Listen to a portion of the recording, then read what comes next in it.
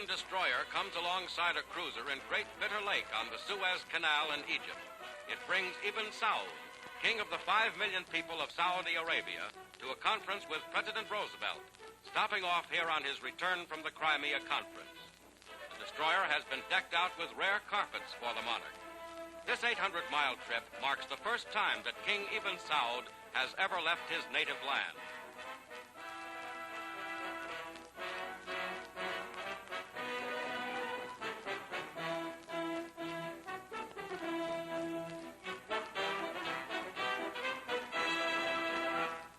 Colonel William Eddy, American minister to Saudi Arabia, accompanies the king and the official delegation of 48 members.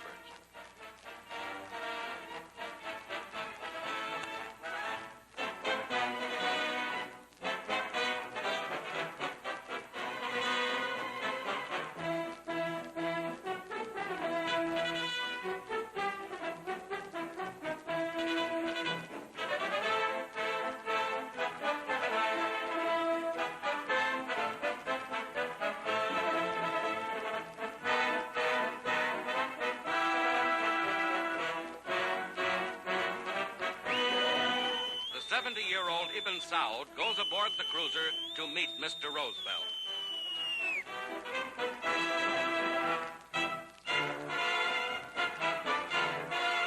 In cordial conversation with Colonel Eddy as interpreter, the Saudi Arabian king and American president discuss mutual problems of trade and relations with Saudi Arabia.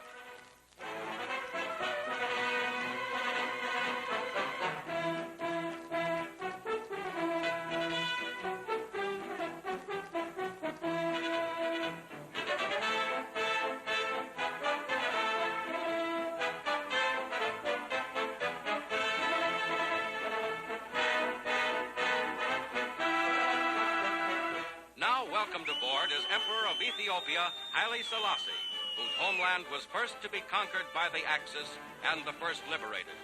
He is greeted by the president and the president's daughter, Anna Roosevelt Bottger.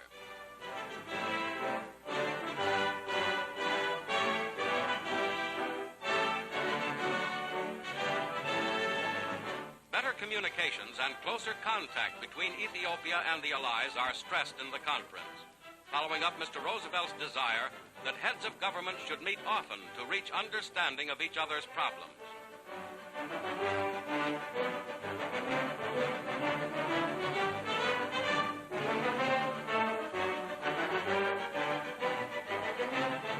Full honors for a third royal visitor, Egypt's King Farouk, whom President Roosevelt had visited on his previous journey here for the Cairo conference.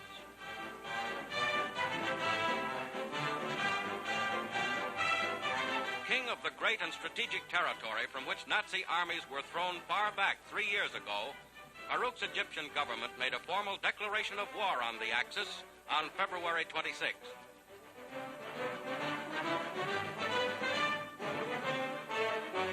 In extraordinarily intimate pictures, King Farouk and President Roosevelt talk over wartime and post-war problems.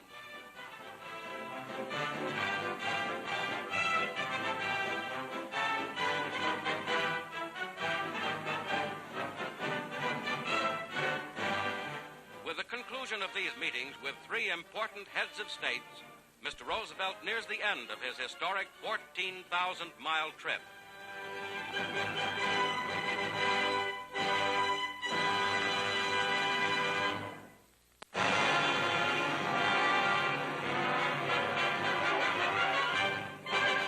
Men and tanks of the United States 8th Army press on toward Manila, as from 3 directions, American forces converge on the great capital of the Philippines.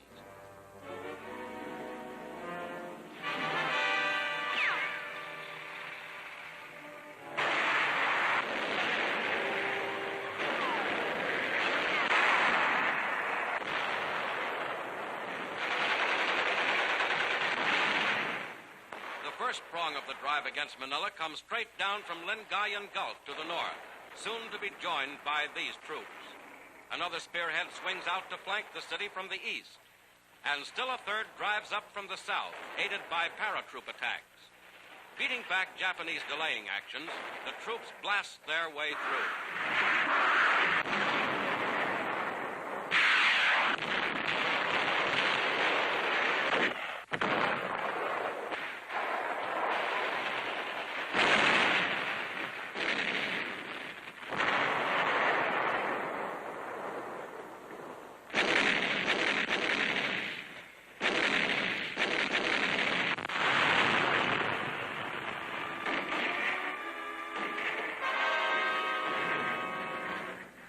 the main road to Manila, advanced units of the 37th Division, 6th Army cross a bridge under heavy fire.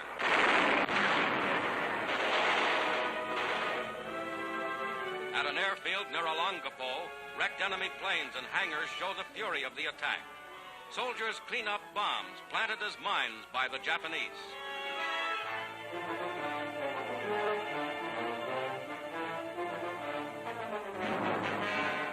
And on every road that leads to Manila, troops move forward. Among the bravest are native guerrilla soldiers who never gave up the fight through 3 years of Japanese occupation. Joyful civilians hail the marching troops of the 1st United States Cavalry Division as they enter Manila's outskirts.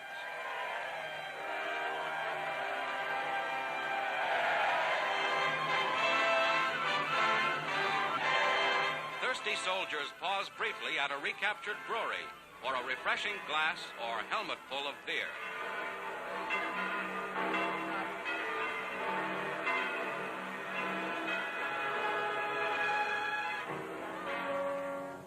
Then, inside Manila, bitter fighting. More than 3 weeks of bloody struggle against a savage enemy. Battle for a park area where picking flowers is prohibited. The toll of wounded grows as enemy resistance flares up.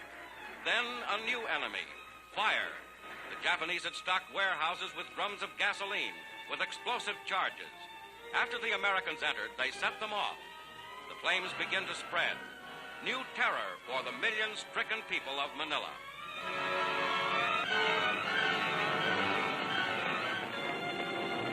As the enemy bombs continue to explode, civilians scatter and hasten to salvage a few personal treasures. The Japanese fight back fiercely, block after block.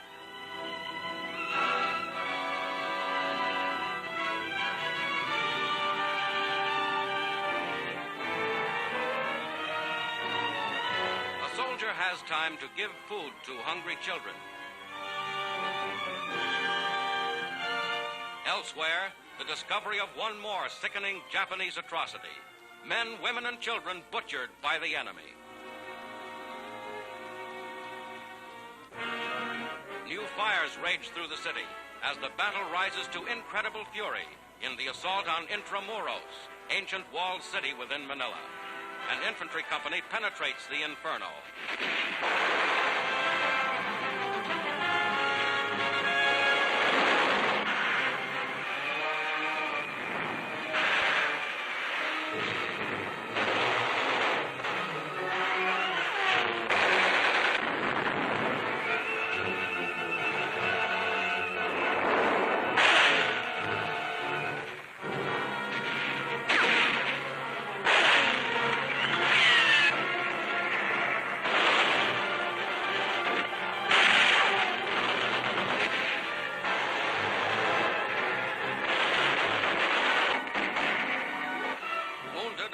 To safety through a hail of enemy fire.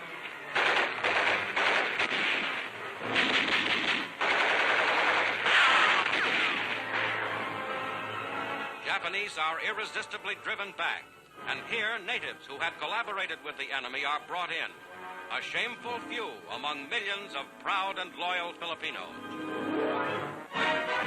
General MacArthur at a former Japanese prison is hailed by freed United Nations civilians.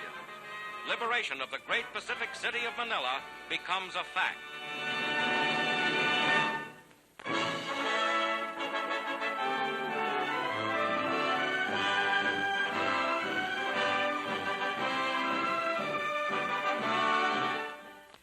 Since my return from Paris 2 weeks ago, I have been discussing, as you know, with Mr. Stettinius, the Secretary of State, with you, Mr. Clayton, the FEA, the War Shipping Administration, and the War Department, the urgent needs of France in supplies and in shipping necessary to transport them to France. We have all learned through bitter experience that our enemies cannot be beaten unless all of us mobilize all our resources, military and civilian. Since the day of liberation, we have actually put France in a state of readiness for active participation in the war. Our gold production has risen. Our manpower is organized. We have rebuilt bridges and railroads. Our factories are ready to produce. I'm happy that our talks have been successfully concluded. As you know, Monsieur Monet, much has already been done. The President has announced that large quantities of armament will be provided to equip additional French troops. Tonnage has been allocated for the months of January, February, and March to carry supplies to France. It is our sincere hope that in March these allocations may be further increased. In addition, ships flying the French flag will be assigned to this run to the maximum possible extent. We are happy that France is now rejoining again with full force in this common battle, and the French people can count on our full cooperation.